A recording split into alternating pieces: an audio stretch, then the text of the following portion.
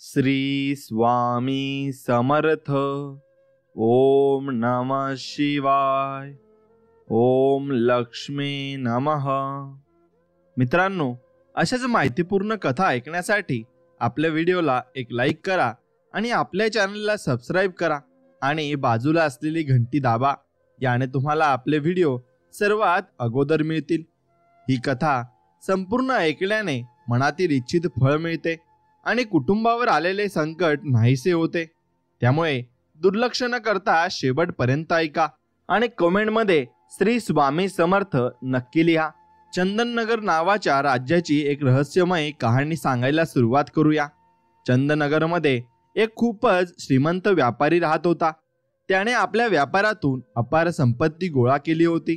त्याला एकच मुलगा होता, ज्याचं नाव होतं आदित्य। तो व्यापारी खूपच कंजूस होता। तो फक्त पैसा गोळा करण्यावर विश्वास ठेवत असे, खर्च करण्यावर नाही। त्याचं ब्रीदवाक्य होतं, चमडी जाई पण दमडी जाऊ नये। त्यामुळे जेव्हा तो वारला तेव्हा त्याने आपल्या मुलासाठी अपार संपत्ती सोडली। मात्र त्याचा मुलगा आदित्य याचा स्वभाव त्याच्यापेक्षा अगदी उलट होता। आदित्यला वडिलांकडून मिळालेली संपत्ती मिळताच तो दोन्ही हातांनी खर्च करू लागला। त्याने आपल्या मित्रांना भरपूर पैसे उधार दिले। त्यानंतर त्याने आपल्या संपत्तीचे 2 भाग केले। एका भागातून त्याने अनेक घरे खरेदी केली आणि ती भाड्याने दिली। त्या भाड्याच्या उत्पन्नातून त्याचा उदरनिर्वाह चालत असे।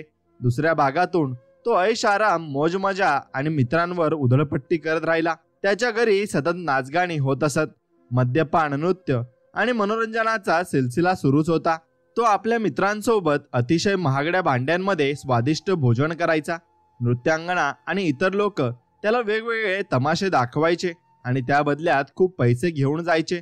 अशा प्रकारे फक्त एका वर्षात आदित्यने आपल्या वडिलांनी संचित केलेली सर्व संपत्ती उधळून टाकली। ज्या क्षणी त्याने मित्रांना मेजवानी देणं थांबवलं, त्याच्या मित्रांनीही त्याच्या घरी जाणं थांबवलं।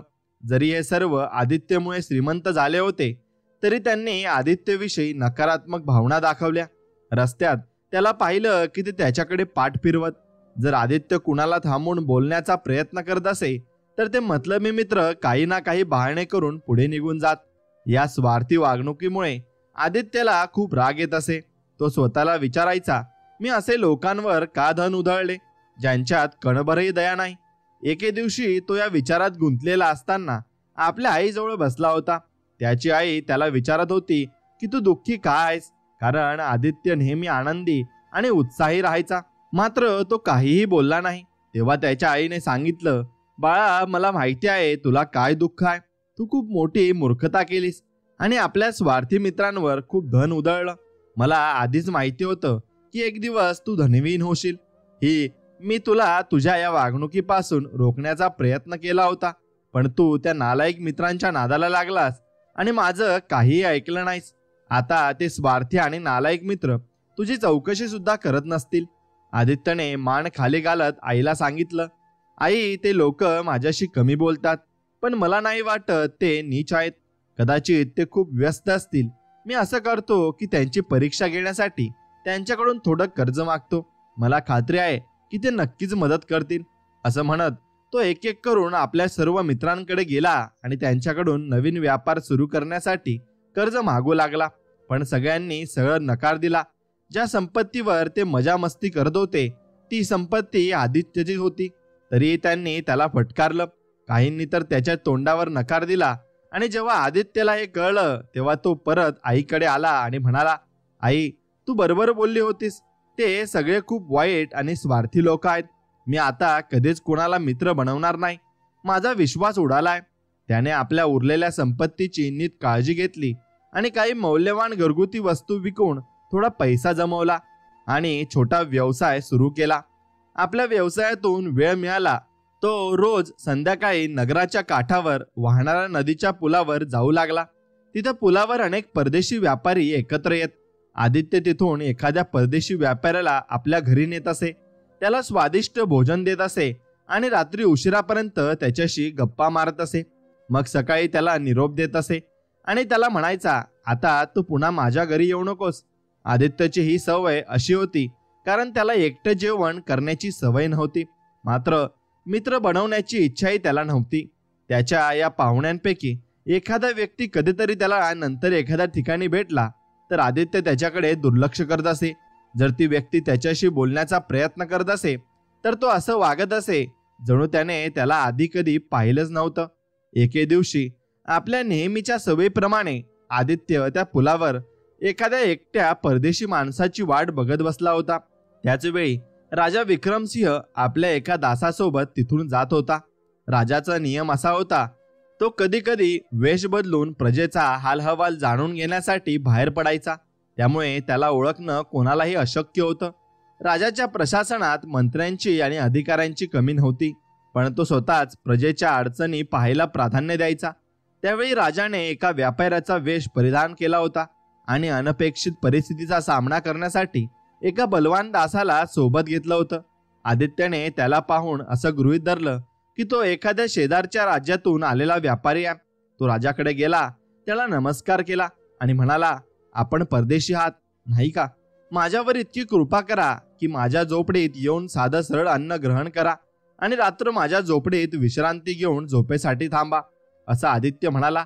राजा विक्रमसिंहला खूप आश्चर्य वाटलं की असा कोणीतरी दानशूरही असू शकतो जो स्वतः परदेशी लोकांना नेऊन अन्न आणि आसरा देण्याची विनंती करतो. आदित्यचं चेहऱ्याचं तेज आणि त्याचं बोलण्याचं ऐकून आणि वागणं पाहून राजा त्याच्याविषयी अधिक जाणून घेण्यास इच्छुक झाला. म्हणून त्याने आदित्यचं आमंत्रण स्वीकारलं. आदित्य राजाला आपल्या घरी घेऊन गेला. त्याने राजाला एका सजवलेल्या आणि वैभवशाली खोलीत बसवलं. खोली झुंबर, फर्निचर आणि सुंदर सजावटीने भरलेली होती. आदित्यने राजाच्या समोर स्वच्छ आणि मौल्यवान भांड्यांमध्ये विविध स्वादिष्ट पदार्थ आणून ठेवले. आदित्यची आई स्वयंपाकात अत्यंत प्रावीण्य होती आणि आपल्या मुलाचा आनंद पाहता ती स्वतःचं अन्न तयार करत असे. त्यांनी 3 प्रकारचे पदार्थ बनवले होते. एकामध्ये कोंबडीचं मांस, दुसऱ्यामध्ये कबुतराचं मांस आणि तिसऱ्यामध्ये एक शाकाहारी भाजी. पदार्थाची मात्रा इतकी होती की त्यातून अनेक लोक तृप्त होऊ शकले असते. आदित्य राजाच्या समोर बसून त्याच्यासोबत जेवू लागला. राजाने पदार्थ चाखले आणि त्याला खूपच स्वादिष्ट वाटले. त्याने जेवणाची भरपूर प्रशंसा केली. जेवण झाल्यावर दासाने पाण्याचे पात्र आणून दोघांचे हात धुतले. नंतर आदित्यच्या आईने बदाम आणि इतर मेव्यापासून तयार केलेला स्वादिष्ट हलवाई पाठवला. रात्र झाल्यावर आदित्यने मद्याच्या बाटली आणि प्याले आणले. त्याने आईला सांगितलं की पाहुण्यांच्या दासाला भरपूर अन्न दे. मग त्याने एक प्याला भरून राजाला दिला. राजाने प्याला घेतला आणि उरलेली मद्य स्वतः पिऊन टाकली.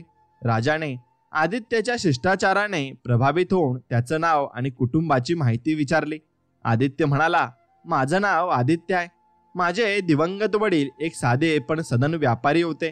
त्यांच्या निधनानंतर मला खूप संपत्ती मिळाली, पण मी माझ्या मूर्खपणाने वडिलांनी गोळा केलेली संपत्ती उधळून टाकली. अनेक दुष्ट स्वभावाचे लोक माझे मित्र बनले आणि मी त्यांच्यावर सगळं धन लुटून टाकलं. जेव्हा माझ्याकडे काही शिल्लक राहिलं नाही आणि त्यांनी पाहिलं की मी आतून रिकाम टेकडा झालो आहे, तेव्हा त्यांनी माझ्या घरी येणं थांबवलं. माझ्याकडे पैसे कमी पडू लागले म्हणून मी त्यांच्याकडून कर्ज मागितलं, पण सगळ्यांनी मला फसवलं. मला समजलं की हे सगळे लोक स्वार्थी आणि लज्जाही नाहीत. मी त्या मतलबी मित्रांशी संबंध तोडले आणि ठरवलं की चंदनगडच्या रहिवाशांशी कोणताही संबंध ठेवणार नाही. त्याऐवजी मी दररोज एका परदेशी व्यक्तीला माझ्या घरी आणेन, त्याला अन्न खाऊ घालेन, त्याची सेवा करेन आणि सकाळी त्याला निरोप देऊन त्याच्याशी पुन्हा कोणताही संबंध ठेवणार नाही. आणि याच कारणाने आज मी तुला इथे आणलाय. राजा आदित्यच्या बोलण्याने खूप आनंदित झाला आणि म्हणाला, बंधू, तू खूप चांगलं केलंस की अशा स्वार्थी आणि मतलबी मित्रांचा त्याग केला. आता नक्कीच तू सुखी जीवन जगत असशील. तुझी ही सवय खूप छान आहे की एक परदेशी माणसाला फक्त एका रात्रीसाठी पाहुणा म्हणून ठेवतोस आणि नंतर त्याच्याशी कोणताही संबंध ठेवत नाहीस. खरं सांगायचं तर मला तुझ्या भाग्यावर खूप ईर्ष्या वाटते आहे. राजा आणि आदित्य बऱ्याच वेळ मित्रत्वपूर्ण गप्पा आणि हसत खेळत बोलत राहिले. जेव्हा खूप उशीर झाला तेव्हा राजा म्हणाला, मित्रा, आता आपल्याला झोपायला हवं, कारण उद्या मला खूप दूरच्या प्रवासाला निघायचं आहे. आणि हो, मी सकाळी तुझ्या उठण्याआधीच इथून निघून जाईन. पण तू ज्या प्रकारे माझं सुंदर आतिथ्य केलं आहेस त्यासाठी मी नेहमीच आभारी राहीन. जर कधी संधी मिळाली तर तुझा हे उपकार नक्कीच फेडेन. मित्रा, तुझी काही इच्छा असेल तर सांग. आदित्य म्हणाला, मला भगवंताने माझ्या गरजेपेक्षा खूपच जास्त दिलाय, त्यामुळे मला कोणतीही इच्छा नाही आणि माझा तुझ्यावर कोणताही उपकार नाही. कारण परदेशी लोकांचं स्वागत करून मला स्वतःलाच आनंद मिळतो. मी हे फक्त त्या आनंदासाठीच करतो आणि तू माझ्यासाठी तो आनंद दिलास ही तर तुझी कृपा आहे. राजा म्हणाला, तरी तुझी काहीतरी इच्छा असणारच ना. आदित्य म्हणाला, माझी इच्छा ऐकाल तर तुम्ही माझ्यावर हसाल आणि मला वेडसर समजाल. राजाने त्याला पुन्हा आग्रह केला, तुझी इच्छा सांग, मला जाणून घ्यायचं आहे. त्यावर आदित्य म्हणाला, तुम्हाला ठाऊक आहे की चंदनगडमध्ये हजारो गल्ली आहेत आणि प्रत्येक गल्लीत एक किंवा अधिक मंदिर आहेत. प्रत्येक मंदिरात एक पुजारी असतो जो मंदिराची देखभाल करतो. या गल्लीत सुद्धा एक मंदिर आहे आणि त्याचा एक पुजारी आहे, पण तो खूपच दृष्ट प्रवृत्तीचा आहे. तो गल्लीतील लोकांना आणि विशेषतः महिलांना त्रास देण्यासाठी नवनवीन मार्ग शोधत असतो. त्या पुजाऱ्याचे 4 साथीदार आहेत जे त्याच्या दुष्टपणाला साथ देतात. ते सगळे पुजाऱ्याच्या घरात जमतात आणि दुष्ट कारस्थान रचतात. त्यांच्यामुळे प्रत्येकाला त्रास झालाय. मला सुद्धा त्यांच्या वागण्यामुळे खूप त्रास होतो. तोंड पाहूनही मला घृणा येते. राजा म्हणाला, ही तर तू एक कथा सांगितलीस, पण तुझी इच्छा काय हे सांगितलंच नाहीस. आदित्य हसत म्हणाला, जर भगवंताने आपली शक्ती दाखवून मला राजा विक्रमसिंह यांच्यासारखं सिंहासन दिलं तर मी त्या 5ही लोकांना योग्य ती शिक्षा करेन. राजाने उत्सुकतेने विचारले, तू त्यांना कोणती शिक्षा देणार? आदित्य म्हणाला, त्या दुष्ट पुजाऱ्याला 400 फटके आणि त्यांच्या साथीदारांना प्रत्येकी 100 फटके मारले जातील. राजालाही खूप विनोदबुद्धी होती. त्याला या गोष्टीचा थोडासा विनोद करण्याची संधी मिळाली. राजा म्हणाला, मित्रा, मीही असंच मानतो की अशा दुष्टांना कठोर शिक्षा मिळायलाच हवी. ईश्वराची लीला अपरंपार आहे, त्यामुळे काहीही अशक्य नाही.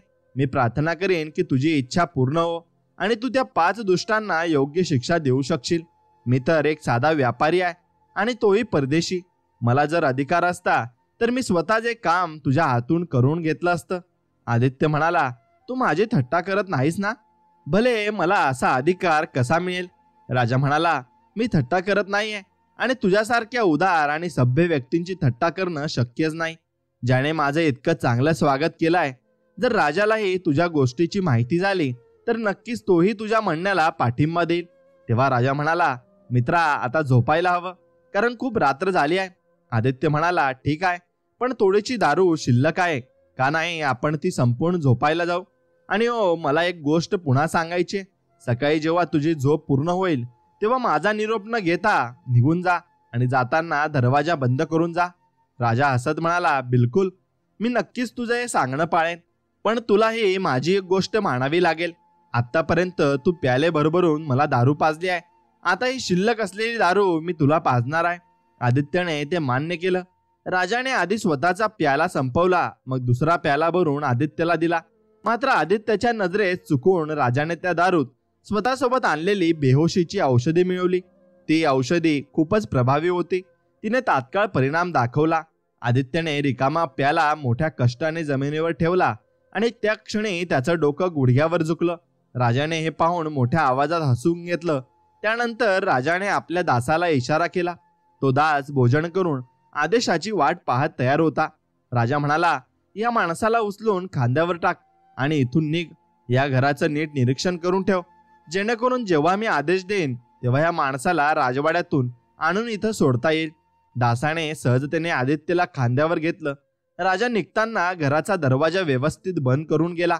राजवाड्यात पोहोचल्यावर राजा आणि त्याचा दास एका गुप्त दरवाजातून आत शिरले. तिथं राजाच्या शयनकक्षाबाहेर अनेक दास आणि दास्या राजाच्या प्रतीक्षेत उभ्या होत्या. राजाने आज्ञा दिली, या माणसाला माझ्यासारखी राजसी वस्त्रे परिधान करवा आणि माझ्या पलंगावर झोपवा. तुम्ही सर्वजण रात्रभर जागे राहा. सकाळी या माणसाला जाग आल्यावर तुम्ही त्याला अगदी तसाच नमस्कार करा जसा तुम्ही मला करता आणि त्याच्या प्रत्येक आज्ञेचं पालन करा. त्याला महाराज म्हणून संबोधा. सर्वांनी उत्तर दिलं, महाराज, आम्ही तुमच्या आज्ञेचं नक्कीच पालन करू. यानंतर राजा बाहेर आला आणि त्याने मंत्र्याला त्याच्या घरातून बोलावलं. राजाने सांगितलं, माझ्या पलंगावर झोपलेल्या या माणसाला नीट बघा. उद्या हा माणूस माझी राजसी वस्त्र परिधान करून माझ्या जागी सिंहासनावर बसेल. तुम्ही सर्वजण त्याच्याशी अगदी तसंच वागा जसं माझ्याशी वागताय. जर त्याने खजिन्यातून कुणाला बक्षीस देण्यास सांगितलं तर लगेच देऊन टाका, आणि जर त्याने कुणाला शिक्षा दिली तर तीही त्याच्या इच्छेनुसार अंमलात आणा. सकाळी दरबारी त्यांचं स्वागत अगदी माझ्यासारखं करा. यानंतर राजाने महालाच्या व्यवस्थापकाला सांगितलं, दर सकाळी जसं मला पूजा करण्यासाठी जागा करताय तसंच यालाही जागा करा आणि इतर वर्तनही माझ्यासारखंच ठेवा. हे आदेश देऊन राजा बाजूच्या खोलीत झोपायला गेला. सकाळी राजा लवकर उठला आणि पडद्यामागे लपून बघू लागला की आदित्य काय करतो आणि काय बोलतो. राजाच्या आज्ञेनुसार सर्व सेवक, दास आणि दास्या आदित्यच्या शयनकक्षात त्याच्या सेवेसाठी जमले होते. जेव्हा आदित्यला जागा करण्याची वेळ आली तेव्हा एका दासाने, जो आदित्यच्या डोक्याशेजारी उभा होता, त्याच्या नाकाखाली व्हिनेगरने ओलसर केलेला स्पंज धरला. व्हिनेगरच्या तीव्र वासाने आदित्यला शिंक आली. त्याने थुंकी टाकण्याचा प्रयत्न केला तेव्हा एका दासीने पुढे होऊन सोन्याच्या ताटात थुंकी घेतली, जेणेकरून खाली अंथरलेल्या महागड्या गालिच्यावर डाग पडू नयेत. राजालाही याच प्रकारे रोज व्हिनेगर सुंगवून जागा केलं जात असे.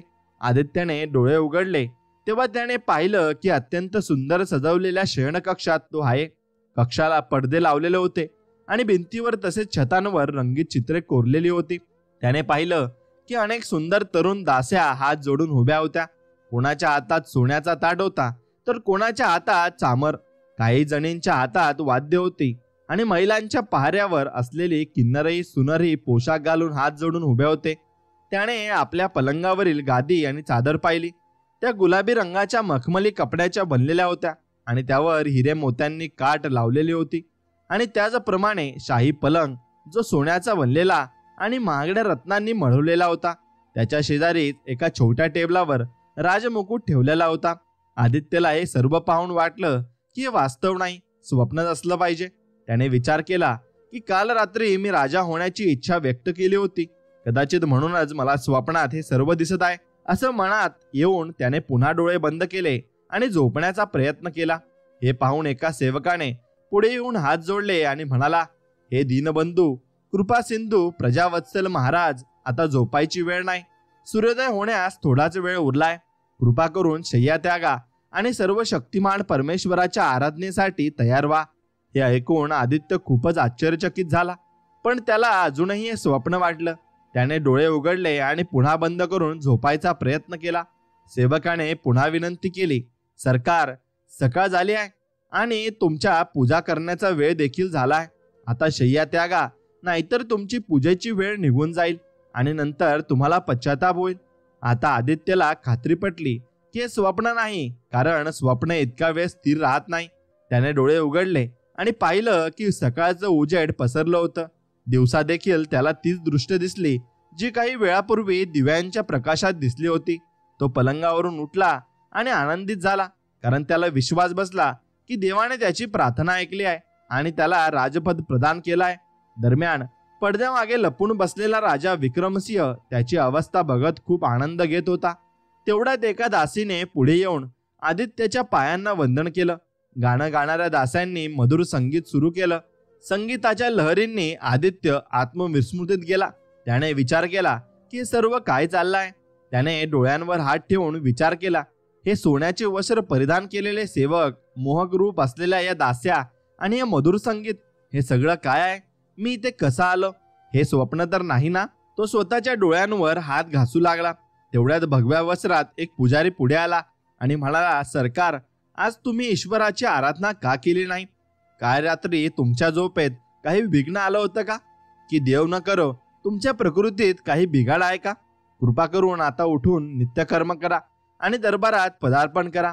सगळे दरबारी आणि प्रजा तुमची वाट पाहत आहेत. पुजाऱ्याच्या बोलण्याने आदित्यला थोडासा विश्वास बसला की तो जागाच आहे आणि हे स्वप्न नाही. पण त्याला अजूनही कळत नव्हतं की अचानक त्याला राजपद कसं मिळालं. त्याने पुजाऱ्याला विचारलं, तू या गोष्टी कोणाला सांगत आहेस? कोणाला तू बादशाह आणि राजा म्हणतोयस? मी तुला कधीच पाहिलं नाही. तू कदाचित कुणा दुसऱ्याच्या गैरसमजुतीत मला राजा समजलास. पुजारी म्हणाला, पृथ्वी पालक महाराज, तुम्ही काय बोलत आहात? तुम्ही आपल्या सेवकांची परीक्षा घेत आहात का? तुम्हीच राजा नाही का?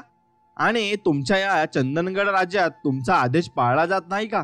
महाराज, तुमची कृपा आम्हा सर्वांवर अशीच राहो. वाटतं तुम्ही रात्री नक्कीच काही विचित्र स्वप्न पाहिलंय. पुजारीच्या या बोलण्यावर आदित्य जोरजोराने हसू लागला. तो हसत हसत अक्षरशः लोळायला लागला. पडद्यामागे लपलेला राजा विक्रमसिंहही जोरजोराने हसायला तयार झाला, पण त्याने स्वतःला थांबवलं, कारण तो विचार करू लागला की जर आदित्यने त्याचा आवाज ओळखला तर सगळं उघड होईल. आदित्य खूप वेळ हसत राहिला. नंतर तो थोडा सावरून बसला आणि एका मुलाला बोलावलं. तो मुलगा काळ्या तव्यासारखा गडद रंगाचा होता. त्याला विचारलं, अरे मुला, तू खरं खरं सांग, मी कोण आहे? मुलाने हात जोडून नम्रतेने उत्तर दिलं, हुजूर, तुम्ही राजा आहात. आदित्यने हसत हसत म्हटलं, अरे खोटारड्या, म्हणूनच तुझा रंग काळ्या कुत्र्यासारखा झालाय. मुलगा म्हणाला, सरकार, विश्वास ठेवा, मी खोटं बोलत नाही, तुम्ही खरंच राजा आहात. आदित्यला अजूनही समजत नव्हतं की सगळे लोक काय म्हणत आहेत. त्याला अजूनही स्वप्न पाहत असल्याचा संशय येत होता.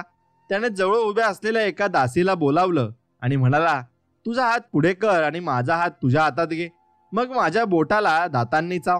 दासीला माहिती होतं की राजा पडद्यामागून सगळं दृश्य पाहत आहे. ती पुढे आली आणि तिने आदित्यच्या बोटाला हलकं दातांनी चावलं. आदित्यला वेदना झाल्या. त्याने पटकन आपला हात मागे घेतला आणि म्हणाला, हे देवा, मी एका रात्रीत राजा कसा झालो? आदित्यने पुन्हा एकदा दासीला विचारलं, तुला देवाची शपथ आहे, खरं खरं सांग, मी खरोखर तुझा स्वामी आणि राजा आहे का? दासी म्हणाली, निसंशय, तुम्ही आमचे स्वामी आणि राजा आहात. जेव्हा आदित्य उठण्याचा प्रयत्न करू लागला तेव्हा एका दासाने त्याला आधार दिला. तो उभा राहताच संपूर्ण महालात जयघोष झाला. सर्व दास आणि दास्यांनी पुढे येऊन हात जोडले आणि प्रार्थना केली, देव आज दिवसभर तुमच्यावर कृपा करो आणि तुम्हाला आनंदी ठेवा. आदित्य डोकं खाजवत विचार करू लागला, काय माहीत हे काय आहे? कालपर्यंत मी आदित्य होतो आणि आज राजा कसा झालो? हे महानपद मला अचानकच कसं मिळालं? यानंतर सेवकांनी त्याला राजेशाही पोशाख घालायला मदत केली. महालाच्या दरवाजापर्यंत सेवक दोन्ही बाजूंना रांगेत उभे राहिले. शाही महालाचा प्रबंधक, सेनापती आणि विशेष सैनिक त्याच्या पुढे चालू लागले. अतिशय नम्रतेने त्यांनी त्याला दरबारापर्यंत पोहोचवलं. आदित्य दरबाराच्या सभागृहात गेला आणि राजसिंहासनाजवळ उभा राहून प्रतीक्षा करू लागला की त्याला सिंहासनावर बसवले जाईल. आणि दोन मोठ्या सरदारांनी त्याचा हात धरून त्याला आधार दिला आणि राजगादीवर बसवले. तो जसे सिंहासनावर बसला तसतसे चारही बाजूंनी जय जयकार आणि सलामतीच्या घोषणा उमटू लागल्या.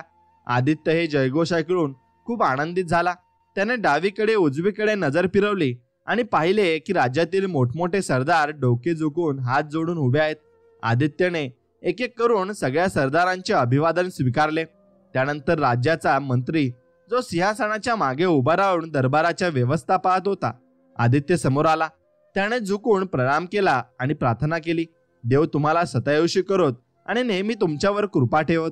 देव करो की तुमचे मित्र सुखी राहोत आणि शत्रू पराजित होतील. हे सगळं पाहून आदित्यला पूर्ण विश्वास बसला की तो स्वप्न पाहत नाही, तर तो खरोखरच राजा बनलाय. मग मंत्र्याने आदित्यला सांगितले, महाराज, महालाबाहेर सेना रांगेत उभी आहे, रोजप्रमाणे तुम्ही तिची पाहणी करावी. आदित्य आपल्या सेनेच्या सरदारांसोबत महालाबाहेर गेला आणि एका उंच चबुतऱ्यावर उभा राहून सैन्याची सलामी घेतली. त्यानंतर तो परत दरबारात आला.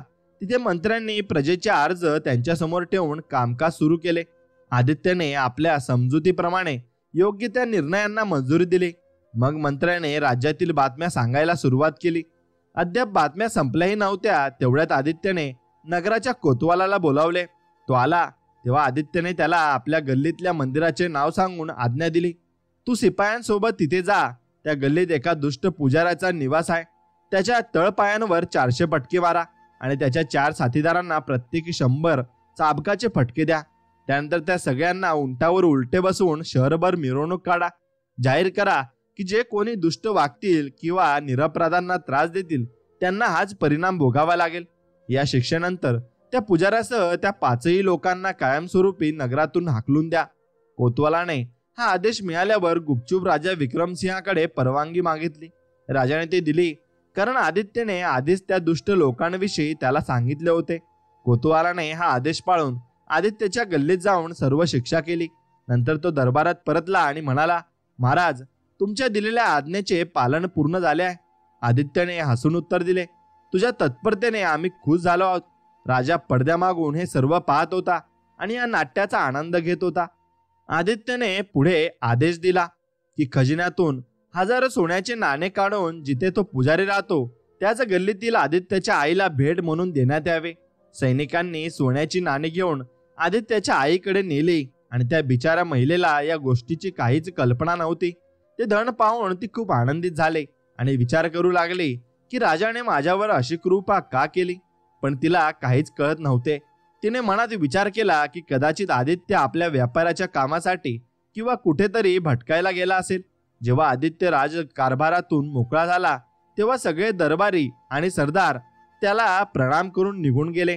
त्याच्या आसपास फक्त मंत्री, व्यवस्थापक आणि सेनापती आणि सल्लागार उरले. त्यानंतर मंत्रीच्या मदतीने आदित्य सिंहासनावरून खाली उतरला आणि ज्या महालातून तो दरबारात आला होता त्या दिशेने जाऊ लागला.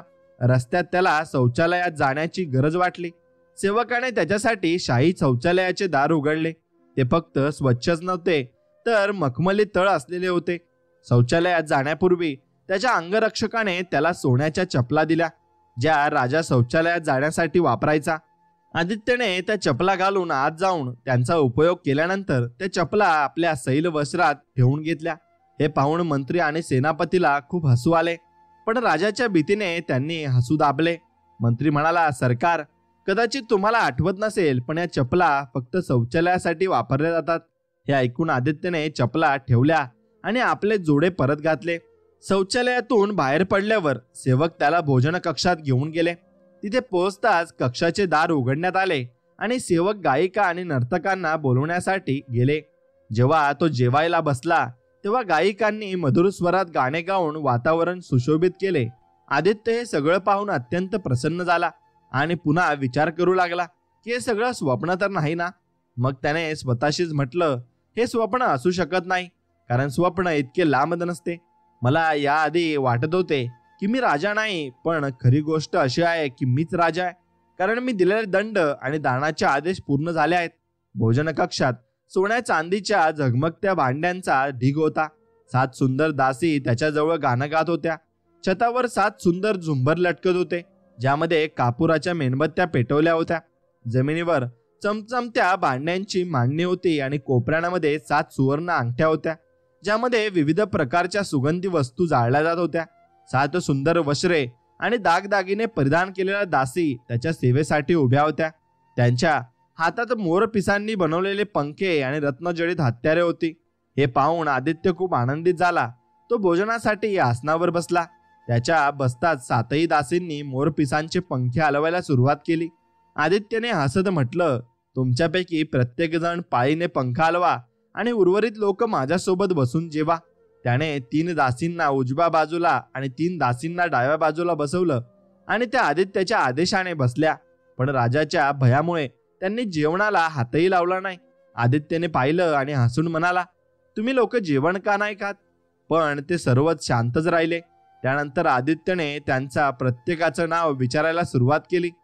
एकाने आपलं नाव मैत्रा, दुसऱ्याने अवंतिका, तिसऱ्याने अनामिका, चौथ्याने हिना, 5व्या दासीने रूपमती आणि 7व्या दासीने सायका असं सांगितलं. आदित्य हसून म्हणाला, मोर चियोली, आणि गाऊन म्हणाला, अनाडी व्यक्ती राजा बनून कसा वागतो. आदित्यने जेवणापासून हात काढले आणि सेवक लगेच पुढे आले. एकाने त्याच्या हाताखाली सोन्याची परात ठेवली आणि दुसऱ्या सेवकाने पाणी ओतून त्याचे हात धुतले. जेवण संपल्यानंतर सेवक त्याला दुसऱ्या कक्षात घेऊन गेले, जिथे त्याला राजसी सोफ्यावर बसवण्यात आले. त्या कक्षाची सजावट भोजन कक्षापेक्षा अधिक सुंदर होती. छतावर 7 कंदील लटकत होते, ज्यामध्ये लाल मोत्यांचे संघटन केले होते आणि प्रत्येक अनेक बत्त्या जळत होत्या. आणि भिंतीवर कुशल कारिगरांनी रंगीबेरंगी निसर्ग चित्रांचे चित्र असलेले रंगवले होते आणि त्यांच्या खाली सुकलेल्या मेव्यांचा आणि ताज्या फळांचा 7 चांदीच्या टोकऱ्यांमध्ये ठेवलं होतं. त्याच कक्षात 7 सुंदर दास्या त्याच्या सेवा करत उभ्या होत्या. त्या सर्व अद्वितीय रूपाने सुंदर होत्या. आदित्य त्या सर्वांची नावे विचारत त्यांना हाताने मेवे देत होता. नंतर सेवक त्याला 3ऱ्या कक्षात घेऊन गेला, जिथे 7 गायिका अधिक सुंदर आणि सुरेल गाणाऱ्या होत्या. त्यांच्यासोबत 7 सुंदर दास्या एका चांदीच्या वाणीत विविध शरबत घेऊन उभ्या होत्या. आदित्यने थोडं शरबत प्यायलं आणि दास्यांना सांगितलं, तुम्हाला जो शरबत आवडेल तो प्यावा. आणि त्याने दास्यांची नावे विचारली आणि त्यांचं उत्तर ऐकून त्याला आनंद झाला. तो त्यांच्याशी हसत खेळत वेळ घालवत होता. राजा त्यांच्या सर्व कृती लपून पाहत होता आणि आनंद घेत होता. सूर्यास्ताच्या वेळी एक खास सेवक आदित्यला चौथ्या कक्षात घेऊन गेला, जो इतर कक्षांपेक्षा अधिक सुंदर आणि सजवलेला होता. इथे हिरे जडलेले 7 फाणूस होते, ज्यात कपुराच्या मेणबत्त्या जळत होत्या, आणि यामुळे कक्षात दिवसभराच्या प्रमाणे उजेड होता. कक्षाच्या बाहेर गायिका आणि वादक एकत्र बसले होते आणि आपली कला सादर करत होते. ते सर्व त्यांच्या कलेत इतके पारंगत होते की पृथ्वीवर कोणताही कलाकार त्यांचा स्पर्धक होऊ शकणार नाही. गायिकांनंतर इथे खूप सुंदर दास्या उभ्या होत्या, ज्यांनी भव्य वस्त्र आणि दागदागिने परिधान केले होते. त्यांच्याजवळ सोन्याची पात्र होती, ज्यात विविध प्रकारच्या गोड पदार्थांची आणि गजकाची भरती होती, जी मद्याना पानासोबत वापरण्यात येत होती. कक्षात एक चांदीची 7 सुरया ठेवली होती, ज्यात अत्यंत महागड्या सुगंधित मद्यांच्या गोष्टी होत्या. त्यांच्यासोबत बिल्लोरी प्यायले ठेवले होते. चंदननगरीची परंपरा अशी होती की मोठ्या वयाचे लोक दिवसा मद्यपान करत नसायचे, उलट ते रात्रीच घरातच लपून मद्यपान करत असत. हेच रीत राजाच्या महालातही चालत होती. आदित्य जेव्हा या मद्यपानाच्या कक्षेत आला, तेव्हा त्याने पाहिलं की इथे असलेल्या दास्या मागील कक्षांच्या सर्व दास्यांपेक्षा अधिक सुंदर आणि आकर्षक होत्या, आणि त्याने त्यांना पाहिलं आणि तो पाहत राहिला. त्यांच्या गळ्यातून आवाज काढणेही कठीण झालं, कारण त्या दास्यांच्या सौंदर्यामुळे तो खूप प्रभावित झाला होता. त्याचं मन इच्छित होतं की त्या सुंदर दास्यांसोबत हसत खेळत वेळ घालवावा, पण संगीताचे सूर इतके जोरात होते की त्यांना ऐकणं आणि बोलणं कठीण होतं. म्हणून त्याने टाळी वाजवली, आणि ज्याचा अर्थ होता संगीत थांबवण्यात यावं. मग संगीत थांबवले गेले. आदित्यने त्याच्याजवळ उभी असलेल्या एका दास्याचं हात धरून तिला जवळ बोलावलं आणि विचारलं, तुझं नाव काय? ती म्हणाली, माझं नाव माला आहे. आदित्य हसून म्हणाला, ज्याने तुझं नाव ठरवलं त्याने खूप कंजूसपणा केलाय. खरे तर तुझ्या दातांची रांगी एक सुंदर हिऱ्यांची माळा असल्यासारखी चमकत आहे. मी विचार करून त्या तुझ्या नावाने काहीतरी अधिक सुंदर ठेवीन. आता तू मला एक प्याला मदिरा दे, आणि मी तुझ्या चेहऱ्याकडे पाहत आनंदाने तो प्यालाचा आस्वाद घेईन. मला लगेच स्वच्छ आणि सुवासिक मदिरा भरून एक प्याला आदित्यला दिला, ज्याने तो लगेचच संपवला. त्यानंतर आदित्यने तिला सांगितलं, एक प्याला मदिरा तू पण प्यायला, आणि मला त्याच्या आदेशानुसार दुसऱ्या प्याला भरून ती पिली. मद्यपान केल्यानंतर मला एक नवा राग बासुरीवर वाजवून गायली, आणि तो राग ऐकून आदित्य आनंदाने नाचू लागला. त्यानंतर आदित्यने तिच्या हातून एक फळ घेतलं आणि दुसऱ्या दास्याला आपल्या जवळ बसून तिचं नाव विचारलं. ती म्हणाली, माझं नाव चंद्रमुखी आहे. आदित्य हसून म्हणाला, तुझं नाव यापेक्षा अधिक सुंदर असावं, कारण तुझे डोळे चंद्रापेक्षा अधिक तेजस्वी आहेत. आदित्यने तिच्या हातून देखील मदिरा प्यायलं, आणि तिला देखील मदिरा पिण्यास दिली, आणि त्याने तिच्या हातून एक फळ घेतलं.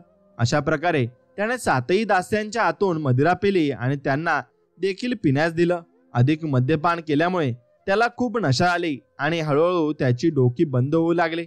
आता पडद्याच्या मागे लपलेला राजा माला नावाच्या दासीला हे इशारा देत होता. दासीने एक प्याला मदिरा भरला आणि त्यात बेहोशीचे औषध घालून आदित्य समोर आणला, आणि ती म्हणाली, हुजूर, आता या रात्रीचा अखेरचा जाम माझ्या हातून घ्या. त्यानंतर मी एक राग ऐकवेन, जो मी आज सकाळी तयार केलाय. आजपर्यंत दुसऱ्याने तो ऐकला नाही. आदित्यने एका श्वासात सर्व प्यायला पिऊन टाकला. दासीने बासुरी घेऊन त्याने सांगितलेल्या नवीन रागाची सुरुवात केली. आदित्यला तो राग खूप आवडला, आणि त्याने दासीला तो पुन्हा वाजवायला सांगितले. जेव्हा दासीने तो राग पुन्हा वाजवला, तेव्हा आदित्यला त्याचे कौतुक करायचे होते, पण त्यावर बेहोशीचा औषधाचं पूर्णपणे असर झालं होतं. त्यामुळे त्याचं तोंड उघडूनही आवाज काढता आला नाही, आणि तो तोंड उघडूनच राहिला, आणि त्याचे डोळे गडगडत जाऊन बंद पडले, आणि त्याच्या हातपायाचे बळ हरवले. जणू तो गश घेतलेला असलेला माणूस झाला होता. त्याच्या हातातून मद्यपान गडबडत खाली पडू लागलं, ज्याला एका दासाने धावत आत जाऊन पकडलं. आदित्य बेहोश झाला. जेव्हा राजा विक्रमसिंह पडद्याच्या मागेून बाहेर आला, त्याने आदित्यचे राजश्री वस्त्र काढून घेतले, आणि आधी जो कपडा घालून आला होता त्याच कपड्यांनी त्याला पुन्हा सजवले. मग राजा विक्रमसिंहने विशाल काया असलेल्या दास्याला आदेश दिला की त्याला त्याच्या घरात परत झोपून द्या, आणि परत जाताना घराचा दरवाजा उघडा ठेवा. त्या दास्याने आदित्यला उचलून महालाच्या गुप्त दारातून बाहेर काढलं, आणि राजा विक्रमसिंहच्या आदेशानुसार त्याने ते सर्व ऐकलं आणि केलं. राजा विक्रमसिंहने तिथे उपस्थित असलेल्या लोकांना सांगितलं, हा माणूस देवाकडे प्रार्थना करत होता की एक दिवस मी राजा होऊन या गल्लीतल्या दुष्ट पुजाऱ्याला आणि त्याच्या साथीदारांना योग्य दंड देऊ शकतो. आणि देवाच्या माध्यमातून मी त्याला ही संधी दिली, त्यामुळे त्याच्या इच्छाही पूर्ण झाली आणि दुष्टांना शिक्षा मिळाली. सकाळी बेहोशीची औषध उतरल्यावर आदित्यची झोप उडाली आणि उघडली. त्याला खूप आश्चर्य वाटलं की तो साध्या घरात कसा आलाय. तो महालाच्या दास्यांना, मला, चंद्रमुखी इत्यादीला आवाज देऊन म्हणाला, अरे तुम्ही कुठे गेल्या? माझ्या सेवा करण्यासाठी काय येत नाहीत? जेव्हा कोणीच उत्तर दिलं नाही तेव्हा त्याने आणखी जोरात आवाज देऊन त्यांना बोलावलं आणि संतापलेल्या अवस्थेत त्याने अनापशना बोलायला सुरुवात केली. त्याची आई त्या आवाजामुळे धावत येऊन त्याला म्हणाली, अरे बेटा, तुला काय झालाय? तू कोणावर चिडत आहेस? आदित्यने मोठ्या अभिमानाने तिला पाहून सांगितलं, श्रीमतीजी, तुम्ही कोणाला तुमचा मुलगा म्हणत आहात? आईने उत्तर दिलं, तूच माझा मुलगा आदित्य आहेस आणि इतर कोणाला मी मुलगा म्हणू? तू 24 तास गायब होता आणि तू आपल्या आईलाही विसरला. आदित्य विचार करत म्हणाला, देवीजी, तुम्हाला काहीतरी गोंधळ झालाय. मी आदित्य नाही, मी चंदननगरचा राजा आहे. त्यावर आईने घाबरून म्हणलं, हाय हाय, माझ्या पोराने काय वेगळीच गोष्ट सुरू केली आहे. तू आदित्य नाहीस. आदित्य म्हणाला, देवीजी, तुम्ही बडबड करतच चालली आहे. पाहत नाही का मी तुमचा राजा आहे आणि तुम्ही मला तुमचा मुलगा समजत आहात? हळू बोला. मुला, अशी मोठी गोष्ट तोंडातून काढू नका. चंदनगडकडे तो लोक तुम्हाला वेडं समजतील आणि तुमची चोपडी करतील. आदित्य म्हणाला, तुम्ही काय बोलत आहात? आधी मला तुमचा मुलगा म्हणता आणि आता म्हणता की मी वेडा आहे. अरे मी वेडा नाही, मी पूर्णपणे समजून आणि सुसंस्कृत आहे. मीच चंदनगडचा राजा आहे आणि सर्व लोक मला पृथ्वीचा स्वामी म्हणतात, ज्याच्या अधीन या जगातील सर्व राजा महाराजा आहेत. आई म्हणाली, हे देवा, आता मी काय करू? तुझ्या डोक्यावर काही आत्मा किंवा भूत लागला आहे का? किंवा स्वतः शैतान तुझा भ्रम करत आहे? भगवान तुमचं रक्षण करो. पहा, तू माझा मुलगा आदित्य आहेस. तू माझ्या गर्भातून या घरात जन्माला आलास. घरातील प्रत्येक वस्तू पहा आणि ओळख, या घरावर तुझं राज्य आहे, संपूर्ण जगावर नाही. राजा होण्याचा पदवी तुझ्या नशिबात नाही, आधी कधीच मिळू शकत नाही. आणि हे ऐकून आदित्य काही वेळ आपल्या डोक्यावर हात ठेवून विचार करत राहिला, जणू काही विसरलेली गोष्ट आठवत असावा. नंतर हळूच बडबड करत म्हणाला, कदाचित या म्हाताऱ्या आईची गोष्ट बरोबर असेल. हेच माझं मातेसोबत असणं असावं आणि मी राजा न होऊन आदित्यच असावं. पण नंतर तो अचानक म्हणाला, नाही नाही, हे असं कसं होईल? कसं माझ्या मनात असं विचार आला? त्याची आई गहिवरून विचारले, बाळ, रात्री काही स्वप्न पाहिलं का? त्यामुळं तू असं बोलत आहेस? आदित्य तिच्या प्रश्नावर त्याला चिडून म्हणाला, अरे म्हातारी, जरा तोंड सांभाळून बोल. काय राजा त्याचा मुलगा होईल का? आणि असं बकवास करत राहशील, याशिवाय राजा होणाऱ्या व्यक्तीला चिडवणं सुरू केलं आहेस? आई दुःखी होऊन म्हणाली, बाळ, देवासाठी अशी गोष्ट बोलू नकोस. तू आपल्या गल्लीचा पुजारी आणि त्याच्या साथीदारांची सजा ऐकली का? त्या दुष्ट पुजाऱ्याला 400 फटके लागले आणि त्याच्या साथीदारांना 100 फटके लागले. त्यानंतर त्यांना उंटावर बसून शहरभर फिरवण्यात आले आणि मग त्यांना शहराच्या बाहेर ढकलून टाकलं. पुन्हा सांगते, राजाने तुझी गोष्ट ऐकली तर काय होईल? तूही असं बोलत राहिलास तर तुझंही तेच होईल. आदित्य हसत म्हणाला, तुमच्या या बोलण्यावरून अजून सिद्ध झालं की मीच राजा आहे. काल मीच आदेश दिला होता की त्या दुष्ट पुजाऱ्याला आणि त्याच्या साथीदारांना हाच दंड दिला जावा ज्याचा तुम्ही उल्लेख केला.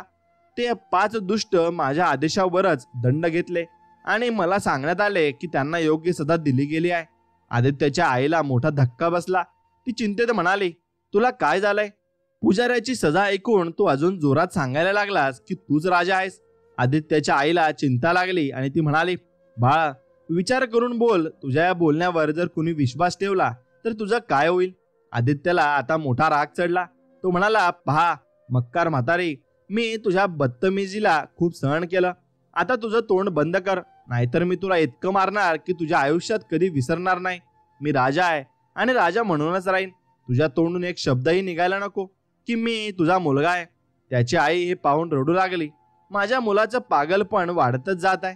आदित्यला हे पाहून अजून राग आला आणि तो आपल्या पलंगावरून उठला. त्याने हातात एक छडी घेतली आणि म्हातारीला रागाने सांगितलं, बोल, आता काय सांगतेस? मी कोण आहे, राजा की तुझा मुलगा? आईने तुच्छ दृष्टीने पाहून सांगितलं, तुम्ही माझेच पुत्र आहात. राजा कसे होणार? तुम्ही आदित्य आहात. मीच तुम्हाला जन्म दिलाय आणि दूध पाजलाय. राजा मात्र विक्रमसिंह आहेत, जे आम्हा सर्व प्रजेला राज्य करणारे आहेत. त्यांनी कालच माझ्याकडे 1000 सोन्याचे सिक्के पाठवले आहेत. सोन्याचे सिक्के ऐकून आदित्यला अधिकच भरोसा बसला की तोच राजा आहे. त्याने आपल्या आईला म्हणलं, धूर्तश्री, तू किती कृतज्ञ आहेस. काल मीच माझ्या मंत्र्यांच्या हाताने तुझ्याकडे 1000 सोन्याचे सिक्के पाठवले होते आणि आज तू मला माझा मुलगा म्हणून म्हणून माझ्यावर कब्जा करायला येतेस. तुझ्या या दृष्टाचा दंड तुला मिळायला हवा. आदित्यने तिचा हात धरून तिला धक्काबुक्की करत विचारलं, मी कोण आहे. आई पुन्हा म्हणाली, तू माझा मुलगा आहेस. आदित्यने तिला छडीने मारलं आणि असं किती वेळा विचारत राहिला. प्रत्येक वेळी जेव्हा आई म्हणायची की तो तिचा मुलगा आहे, तो तिला मारतोच. आईच्या ओरडल्याने शेजारी घरी आले आणि तिच्या हातून छडी घेतली आणि म्हणाले, तुला काय झाले आदित्य. कोणी आपल्या आईला असं मारतं का. आदित्य लाल डोळ्यांनी त्यांना पाहून म्हणाला, तुम्ही काय बोलत आहात. आदित्य कोण आहे. शेजाऱ्यांनी गोंधळलेले आवाज दिले, तुम्हीच आदित्य आहात आणि हे घर तुमचं आहे आणि ही तुमची जन्मदाती म्हणजेच तुमची आई आहे. आदित्य जोरात किंकाळला, पागल, बोलणं बंद करा. मी या म्हाताऱ्या स्त्रीला ओळखत नाही आणि मी तुम्हालाही ओळखत नाही. मी या राज्याचा राजा आहे. राजाला देखील शेजारी असतात का. शेजाऱ्यांनी समजून घेतलं की आता तो पागल झालाय आणि अधिक बोललं तर तो त्यांच्यावर देखील हात उचलू शकतो.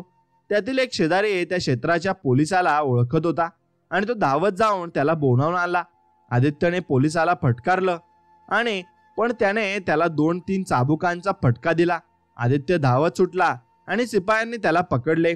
पोलीस त्याच्या हातात बेड्या आणि गळ्यात जंजीर घालून त्याला नेत होते. रस्त्यात शिपाई त्याला लात आणि चापटांनी मारत होते, जसे पागल माणसांना वश करण्यात येतं. बेचारा आदित्य हैराण झाला होता. त्याला असं वाटत होतं, माझं मन ठीक आहे, मग हे लोक मला पागलांसारखं वागवीत का आहेत. तरी त्याच्या समजण्यात काहीही आलं नाही. पोलिसाने त्याला हवालात बंद करून टाकलं. दररोज 40-50 कोडे त्यावर पडत होते. 3 आठवडे त्याला या अवस्थेत ठेवण्यात आलं. दरोग्याने दररोज त्याला विचारलं, तू कोण आहेस. आणि आदित्य स्वतःला राजा सांगत होता म्हणून त्यावर कोडे पडत होते. आदित्यची आई दररोज हवालात जाऊन त्याला पाहत होती आणि त्याच्या स्थितीवर अश्रू ढाळत होती. आदित्य दिवसेंदिवस कमी होत गेला होता. रात्री आणि दिवशी त्याला मार आणि अपमान सहन करावा लागला. त्याच्या पाठावर आणि हातांवर मारामुळे काळे निळे दाग पडले होते आणि त्वचाही उधळली गेली होती. तो सतत रडत राहायचा, पण त्याच्या आईला त्याच्याशी बोलायचं धाडस होत नव्हतं की त्याचा पागलपणा अधिक वाढू नये. जेव्हा आदित्यने शांत राहणं सुरू केलं तेव्हा त्याच्या आईला असं वाटलं की त्याच्याशी बोलावं. कदाचित तो काही समजून गेला असेल. दुसरीकडे आदित्य सतत विचार करत होता, कुठलं स्वप्न आहे आणि कुठलं सत्य आहे. तो विचार करत होता, महल आणि दरबाराची सर्व गोष्टी स्वप्न असतील आणि जर मी स्वप्न असती तर मग इतक्या दिवसांपासून माझी ही दुर्दशा का झाली असती आणि माझ्या 1000 आवाज देऊनही माझ्या दासे आणि दास का आले नाहीत. त्याचबरोबर तो हेही विचार करत होता, जर हे सर्व स्वप्न असते तर माझ्या आज्ञेने मंत्र्यांनी माझ्या आईला सोन्याचे सिक्के का दिले आणि कोतवालाने पुजारी आणि त्यांच्या साथीदारांना दंड का दिला. आदित्य खूप विचार करत होता, पण त्याच्या मनात कोणतंही उत्तर येत नव्हतं. परंतु ह्या द्विधेची परिणिती अशी झाली की त्याने स्वतःला राजा म्हणणं थांबवलं. अशाच एका दिवशी त्याची आई त्याला पाहायला आली. त्याने आईला मोठ्या आदराने प्रणाम केला. आईला हे पाहून आनंद झाला आणि ती म्हणाली, बेटा, आता तुझे काय हाल आहेत. त्या निराधार विचारामुळे तुझं असं झालं.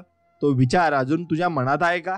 आदित्यने तिचा पाय धरून म्हणाला, आई, मी जो काही अपराध केला आणि दुष्टता केली त्यासाठी मला माफ करा आणि जी वाईट वागणूक मी शेजाऱ्यांशी केली त्यासाठी त्यांच्याकडून माफी मागतो. त्यांना सांग की मी राजा नाही, मी आदित्य आहे. तूच माझी आई आहेस आणि मी तुझा बेटा आहे. आदित्यची आई हे ऐकून खूप खुश झाली. तिने समजलं की तिच्या मुलाचं मन आता ठिकाणावर आहे. आदित्यच्या आईने सांगितले, माझ्या मते या सर्व घटनांमागे तो परदेशी व्यक्ती आहे ज्याला तुम्ही शेवटच्या वेळी घरी आणले होते. तो जात असताना दरवाजा उघडाच ठेवून गेला, त्यामुळे सैतान आला आणि तुम्हाला भटकावं लागलं.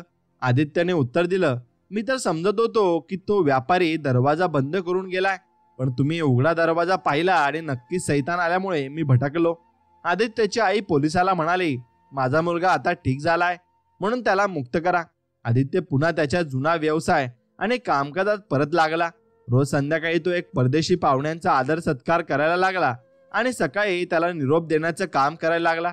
एक दिवस तो पुलावर बसून नवीन पाहुण्यांची वाट पाहत होता.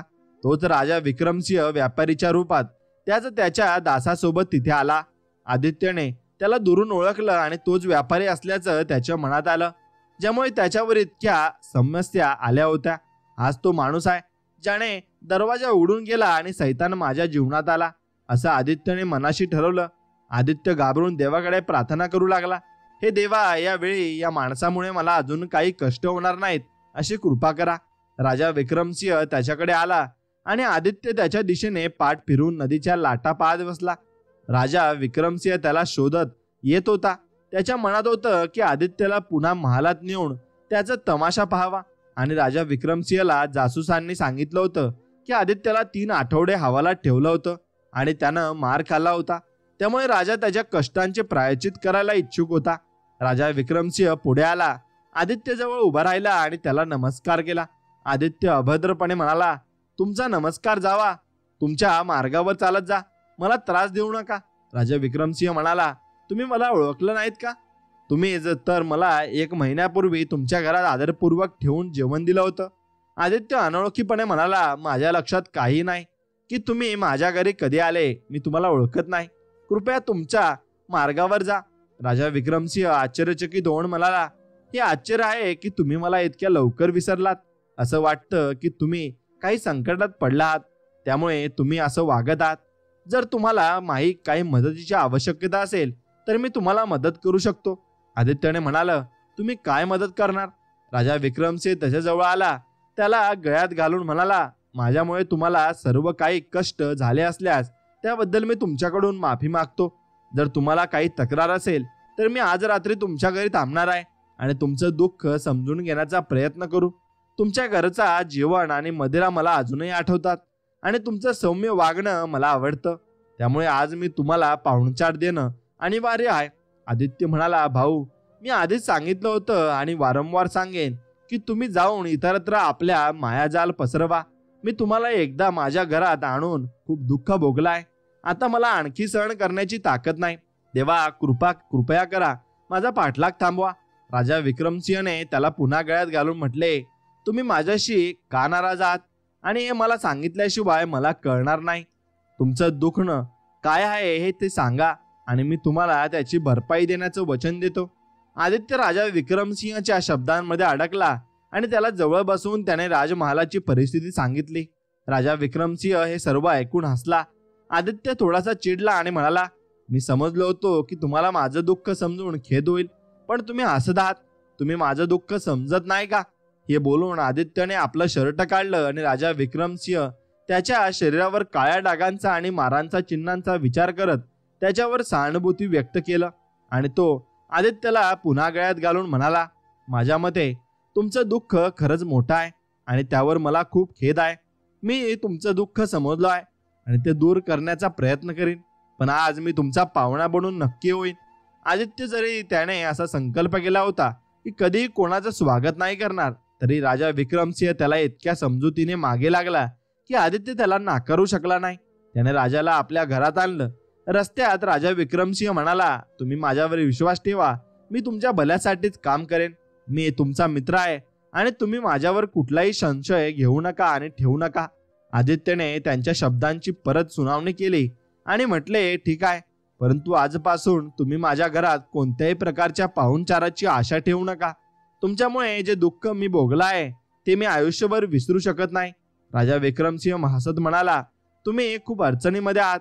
मी इतक्या वेळ तुमच्यासोबत मैत्री प्रकट करतोय आणि तुम्ही अजूनही विश्वास ठेवत नाहीत. अशा प्रकारे ते दोघं चर्चा करत आदित्यच्या घरी पोहोचले. आदित्यच्या आईने दररोज प्रमाणानुसार जेवण तयार केले होते. जेवणानंतर आदित्यच्या आईने फळ, मदिरा, मेवा वगैरे पाठवले आणि मग ते आपल्या खोलीत जाऊन झोपली. राजा आणि आदित्य यांनी भरपूर मद्यपान केले आणि जेव्हा आदित्यची मद्याची नशा चढली तेव्हा राजाने त्याला विचारलं, भाऊ, तुला कधीच कोणाशी प्रेम झाला आहे का? आदित्य म्हणाला, नाही, मला प्रेम कधी झालं नाही आणि माझं विवाहित हे काहीच म्हण नाही. मी फक्त इतकंच म्हणतो की माझ्या मित्रांसोबत चांगलं मद्य पिऊ आणि गप्पा मारीत बसू. नंतर काही विचार करत तो म्हणाला, होय, एक सुंदर स्त्री मी नक्कीच इच्छितो. ती स्त्री ज्याने त्या राजा होण्याच्या स्वप्नात माझ्याबरोबर मद्यपान केलं होतं, पण ती स्त्री राजमहालातच मिळू शकते आणि हे सगळं तर स्वप्नाचं होतं आणि खरी अशी स्त्री कुठे असू शकेल. नंतर त्याने मद्याचा प्याला भरून राजाला दिला आणि म्हणाला, आज रात्रीचा शेवटचा प्याला माझ्या हातून पिऊन घे. राजा त्याने प्याला पिऊन घेतला आणि राजाने त्यानंतर एक औपचारिकपणे त्याच्याकडून शेवटचा प्याला घेतला, पण यावेळी त्यात पुन्हा बेहोशीचे औषध घालून त्याला दिला आणि म्हणाला, हे प्याला पिऊन स्वप्नातील महालातल्या सुंदर स्त्रीला विचार करत झोप. आदित्य हसत प्याला घेतो आणि प्यालाचा प्रभाव पडताच तो बेहोश होऊन पडला. राजाने आपल्या बलिष्ठ दासाला इशारा केला आणि त्या आदित्यला आपल्या खांद्यावर उचलून नेत होता. राजा देखील निघाला आणि यावेळी पुन्हा दरवाजाचा बंद ठेवला. महालात पोहोचल्यावर राजाने त्याच्या दासाला सांगितलं, आदित्यला त्या कक्षात ठेव जिथून त्याला घरी नेलं होतं. त्याचे कपडे उतरून त्याला माझे कपडे घाल. राजाने रात्री एका खोलीत जाऊन झोप घेतली आणि सकाळ होताच आदित्यच्या खोलीजवळ लपून बसला, ज्यामुळे त्याला आदित्यचा तमाशा पुन्हा पाहायला मजा येईल. जेव्हा आदित्यवरून बेहोशीचा प्रभाव गेला आणि तो झोपेतून जागा झाला, तो पुन्हा अचंबित झाला. त्याने पाहिलं की तो केवळ पुन्हा त्याच राजमहालाच्या स्वप्नात नाही, तर प्रत्येक गोष्ट अगदी तशाच स्थितीत आहे ज्याप्रमाणे त्याने पूर्वी पाहिली होती. अगदी सोन्याचा उघडा देखील तिथे ठेवलेला होता. त्याचे डोळे उघडले आणि तिथल्याच गायिकांनी गाणं सुरू केलं. आदित्यने पाहिलं की चारही बाजूंनी सेवक आणि सेविका उभ्या आहेत आणि त्याच्या आदेशांची वाट पाहत आहेत. तो दालनात फिरला आणि त्याने ओळखलं की त्याच दालनात स्वप्नात त्याने पाहिलं होतं आणि राजा आदित्यच्या इशाऱ्यावर गाणं थांबवून त्याचे प्रत्येक शब्द आणि कृती पाहण्यासाठी तिथे लपून बसला. आदित्यने स्वप्नातून जागा होऊन आपला बोटाने अंगठा चावला आणि म्हणाला, किती विचित्र आहे. मी ते स्वप्न पुन्हा पाहत आहे, ज्यामुळे मी हवालात इतका मार खाल्ला. काल मी ज्याला पाहुणा बनवला होता त्याने पुन्हा गडबड केली, त्याच्यामुळे मी हे स्वप्न पाहिलं आणि माझ्या दुःखाचे कारण बनलं. यावेळी मी त्याला सांगितलं होतं की दरवाजा बंद ठेवावा, पण असं दिसतंय की तो दुष्ट पुन्हा दरवाजा उघडून गेला आणि त्याच्यामुळे शैतानाने मला पुन्हा बोलवले आणि मला पुन्हा तेच स्वप्न दिसू लागला, ज्यामुळे मी स्वतःला राजा समजून पुन्हा अपमान सहन करावा लागेल. हे देवा, मला या शैतानाच्या जाळ्यातून वाचव. असं म्हणून त्याने डोळे बंद केले आणि खूप वेळापर्यंत तसाच झोपून राहिला, जेणेकरून ते स्वप्न संपून जाईल. पण जेव्हा तो पुन्हा डोळे उघडले तेव्हा सर्व वस्तू त्याच्याच प्रकारे दिसत होत्या. त्याने पुन्हा डोळे बंद केले आणि देवाकडे प्रार्थना करू लागला, माझं शैतानाच्या मायालापासून रक्षण कर. तो कदाचित अशाच अवस्थेत पडून राहिला असता, पण राजाच्या इशाऱ्यानुसार त्याला दासदासींनी चैन घेण्याची परवानगी नव्हती आणि चंद्रमुखी नावाची एक सुंदर दासी, जी आदित्यला आधीच खूप आवडली होती, त्याच्याजवळ जाऊन बसली आणि म्हणाली, हे साऱ्या जगाचे स्वामी, दासींचे अपराध माफ करा आणि कृपया उठा. निद्रा आच्छादन सोडून उठायला हवं. हा विश्रांतीचा वेळ नाही, सूर्य उगवलाय. आदित्य कडक शब्दात म्हणाला, जा सैतान, इथे दासीच्या रूपात आलास आणि मला राजा म्हणून बोलवतोस. चंद्रमुखी प्रेमाने म्हणाली, तुम्ही काय बोलत आहात सरकार? तुम्ही राजा नाही तर कोण? तुम्ही साऱ्या संसाराचे स्वामी आहात आणि मी तुमची एक सामान्य दासी आहे. कदाचित तुम्ही रात्री काही भयानक स्वप्न पाहिलेलं असेल. महाराज, आपले डोळे उघडा आणि भ्रम दूर होईल. तुम्ही रात्री उशिरापर्यंत झोपले होते आणि आम्ही तुमच्या विश्रांतीतील विघ्न आणणे योग्य समजले नाही. त्याच दरम्यान तुम्ही स्वप्न पाहिलं असेल. आदित्यने डोळे उघडले तर तोच सर्व दासिया पुन्हा तिथे उपस्थित होत्या. त्या सर्व त्यांच्या अत्यंत जवळ उभ्या होत्या. चंद्रमुखी पुन्हा म्हणाली, हुजूर, हा वेळ तुमच्या जागरणाचा आहे. पहा, उजेड होऊ लागलाय. आदित्यने डोळे उघडून आणि गंभीरपणे विचार केला, तुम्ही मला राजा का म्हणता? मी चांगल्या प्रकारे जाणतो की मी राजा नाही, मी आदित्य आहे. चंद्रमुखी हसत म्हणाले, महाराज, आम्ही कोणत्याही आदित्याला महत्व देत नाही. आम्ही केवळ तुम्हाला ओळखतो, जे आमचे स्वामी आहेत, या पृथ्वीचे राजा आणि पालन करणारे आहेत. आणि तुम्ही हे म्हणू नका की तुम्ही राजा नाही. आदित्यने चारी बाजूला नजर टाकली आणि म्हणाला, हे देवा, या स्वप्नातल्या सगळ्या गोष्टी जशाच्या तशा दिसत आहेत. मग तुमचं लक्ष आहे की हे स्वप्न माझं मन बोलून मला पुन्हा तसंच दुःख आणि मार सहन करावं लागेल. राजा हे सर्व ऐकून जोराने हसू लागला, पण त्याने हसू थांबवले. आदित्य हे सर्व सांगून पुन्हा डोळे बंद करून पडला. चंद्रमुखी पुन्हा बोलली, सरकार, या दासीने 2 वेळा आपल्याला सांगितलं की शय्या सोडा, वेळ निघून जात आहे. सर्व दरबारी आणि सरदार आपल्याला स्वागत करण्यासाठी उभे आहेत. हेच तुमचा आदेश आहे की सूर्य उगवण्याच्या आधी तुम्हाला उठवावं. तिच्या इशाऱ्यावरून दासिया आल्या आणि आदित्यला सोफ्यावरून बसवून त्याच्या समोर आकर्षक नृत्य आणि गाणं सुरू केलं. त्यासोबत चारही बाजूंनी कुशल वादकांनी बाजे वाजवायला सुरुवात केली. आदित्य हे सर्व पाहून विचार करू लागला की कदाचित हे खरंच असं आहे का की मी प्रत्यक्षात राजा आहे आणि मी अहवालात बंद होऊन मार खाण्याचं स्वप्न पाहिलं असावं. त्याला हे विचारायचं होतं, पण गाणं आणि वाजणारा शौक इतका जास्त होता की तो विचार करू शकला नाही. त्याने हाताने इशारा केला आणि नृत्य आणि गाणं थांबवले. त्याने नृत्य करत असलेल्या दासी मालाला जवळ बोलावून विचारले, तू खरं सांग, मी कोण आहे? ती उत्तरली, महाराज, तुम्ही आमची परीक्षा का घेतात? तुम्ही निसंशय आमचे राजा आहात. तुम्ही काही वेळा अधिक झोपलात आणि काही स्वप्न पाहिलं. काल तुम्ही 5 लोकांना शिक्षा दिली आणि एका वृद्धेला अश्रपिया पाठवली. मग तुम्ही भोजन कक्षात गेलात आणि काही विशिष्ट पदार्थांचा स्वाद घेतला. त्यानंतर तुम्ही फळे खाल्ले आणि आमच्याशी मद्यपान करत गाणं ऐकत आपल्या पलंगावर झोपला. सकाळी तुम्ही खूप उशिरा उठला. त्याच्या या शब्दांना दासदासी या सर्वांनी समर्थन दिलं आणि सर्वांनी नक्कीच म्हणाले, आता तुम्ही उठले आहात आणि तयारी करा. महाराज, दरबाराची वेळ होऊन गेली आहे. आदित्य रागाने म्हणाला, तुम्ही सगळे खोटे बोलत आहात. तुमच्याकडे रूप आणि कलाही आहेत, पण तुमच्यात खोटं बोलण्याची सवय देखील आहे. तुम्ही मला पुन्हा बोलवले आहे. आधीही मी असंच स्वप्न पाहिलं होतं आणि त्याचे परिणाम असे झाले की माझा मोठा अपमान झाला आणि मला रोज 50 कोडे लागले. अनेक आठवड्यांपर्यंत मी मार खात राहिलो. माझ्या पाठीवर आणि कंबरवर काळे निळे टिपके पडले. मला उत्तरली, सरकार, हे तुमचं भ्रम आहे. तुम्हाला शिक्षा करणारा किंवा मारणारा जगात कोणीही नाही. तुम्ही फक्त स्वप्न पाहिलं आहे आणि तुम्ही बाहेर गेलाच नाही. तुम्ही रात्री या कक्षातच झोपलात. हो, आज सकाळी तुमचे डोळे उशिरा उघडले. आदित्याने डोकं धरून म्हणलं, कदाचित तू खरं सांगतेस. मी या महालातून बाहेर गेलोच नाही, त्यामुळे सर्व स्वप्न असावं.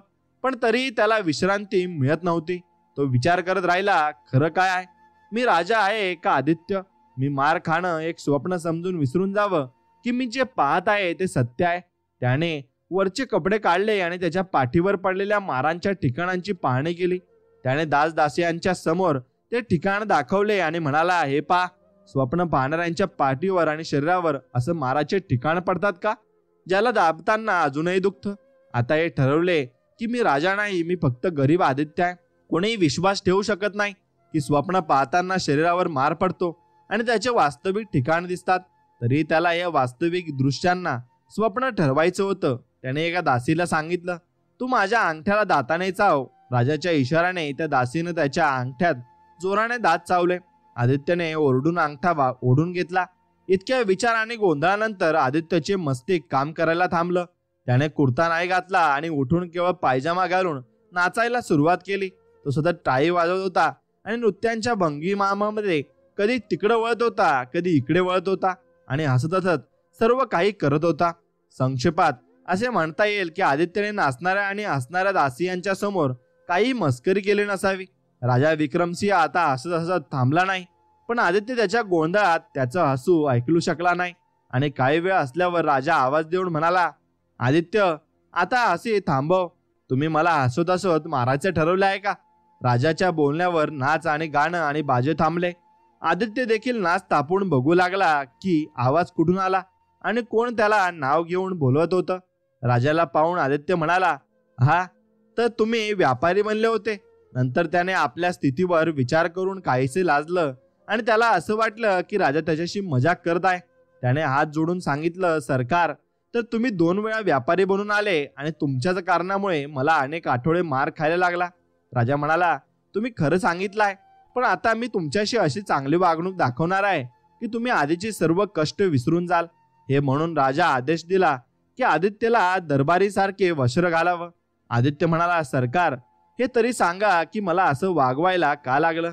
राजा उत्तरला, पहा, मी प्रत्येक महिन्याच्या 1 तारखेला वेश बदलून प्रजेच्या मध्ये जातो आणि 1 महिना आधी तुम्ही माझं उत्तम स्वागत केलं होतं आणि तुम्ही म्हटलं होतं की जर मी 1 दिवस राजा झालो तर त्या दुष्ट पुजाऱ्याला आणि त्यांच्या साथीदारांना कोडे लावेल. म्हणूनच मी तुम्हाला बेहोश करून इथे आणलं आणि एका दिवसासाठी तुम्हाला राजा बनवून दिलं. पण तुम्ही खरोखरच आपल्याला राजा समजू लागलात आणि मारपीट करू लागलात. त्यासाठी तुम्हाला हवालात मधला मार भोगावा लागला. काल रात्री मी तुम्हाला पुन्हा तुमच्या घरी घेऊन बेहोश करून आणलं, त्यामुळे तुम्हाला आणखी काही तमाशा करायला लावला. आदित्य म्हणाला, पृथ्वी पालक, आता मला काहीच तक्रार नाही. जर तुमच्या मनोरंजनासाठी मला मार सहन करावा लागला तर मी ते माझं सौम्य मानेन. पण मी एक विनंती करतो, कृपया मला तुमचा सेवक बनण्याची परवानगी द्या आणि मी नेहमी तुमच्याजवळ येऊन इच्छितो. राजा म्हणाला, तुम्ही माझ्या प्रार्थना स्वीकारली आहे. तुम्ही जेव्हा लागेल तेव्हा माझ्याजवळ येऊ शकता. तुम्हाला कोणतीही अडचण होणार नाही. हे म्हणून राजा त्याला दरबारातील मोठ्या नोकरीला नियुक्त करतो आणि त्याचं मासिक वेतन 1000 सोन्याच्या सिक्क्यांवर ठरवतो. जेव्हा राजा दरबारात गेला, आदित्य आपल्या मातेसोबत गेला आणि सांगितलं, मी आधी कुठलंही स्वप्न पाहिलं नाही, तर राजा आपल्या मनोरंजनासाठी माझ्यासोबत असं केलं आणि आता 1000 सोन्याच्या सिक्क्यांवर मला दरबारी म्हणून नेमलाय. हे बातमी शेजाऱ्यांमध्येच नव्हे तर संपूर्ण नगरात पसरली. त्या दिवसापासून आदित्य दरबारात जाऊन राजाच्या मनोरंजनासाठी आपली मस्करी करत असे. एक दिवस राजा त्याला महालात घेऊन राणीशी भेटायला जातो आणि लवकरच आदित्य राणीचा प्रिय बनतो. राणीने एक दिवस राजा विक्रमला सांगितलं, आदित्य नेहमी चंद्रमुखी नावाच्या दासीकडे खूप प्रेमाने पाहत असतो आणि त्याच्या नजरेतून असं दिसतं की चंद्रमुखी देखील त्याला पसंत करत आहे. तुम्ही विचार करा आणि दोघांच्या मनानुसार विवाह केला जाऊ शकतो का? राजा उत्तरला, तुम्ही माझं मन ओळखलाय. मी आदित्यला वचन दिलं होतं की त्याला हवी असलेली स्त्री देईन, पण अजूनपर्यंत मी हे नाही ओळखू शकलो पण की त्याला कोणती स्त्री आवडते. तरी लवकरच आदित्यचा विवाह चंद्रमुखी सोबत केला गेला. चंद्रमुखी राणीची अत्यंत प्रिय दासी होती, त्यामुळे त्याच्या विवाहाला खूप सोनं आणि सजावट देऊन शाही स्वरूपात पार पडला. राजा देखील आदित्यच्या लग्नावर मोठ्या धूमधामात आनंदित झाला आणि आदित्य आपली पत्नी राणीच्या दिलेल्या भेटवस्तूसह घरात घेऊन गेला आणि त्याने अनेक दिवस आपला आनंद घेतला. त्यानंतर ते दोघे आरामात आपले जीवन जगू लागले. ते केवळ तेव्हाच एकमेकांपासून वेगळे होतात जेव्हा आदित्य दरबारात जातो आणि चंद्रमुखी राणीच्या जवळ जाऊन राहते. त्यानंतर ते दोघं आपलं जीवन हसतमुख आणि आरामात घालवू लागले. मित्रांनो, ही कथा आवडली असेल तर व्हिडिओला एक लाईक करा आणि कथा कशी वाटली ते कमेंटमध्ये नक्की करून सांगा आणि चॅनलला सबस्क्राईब करा. भेटूया एका नवीन माहितीमध्ये. तोपर्यंत धन्यवाद. ओम नमः शिवाय. श्री स्वामी समर्थ. जय जय स्वामी समर्थ.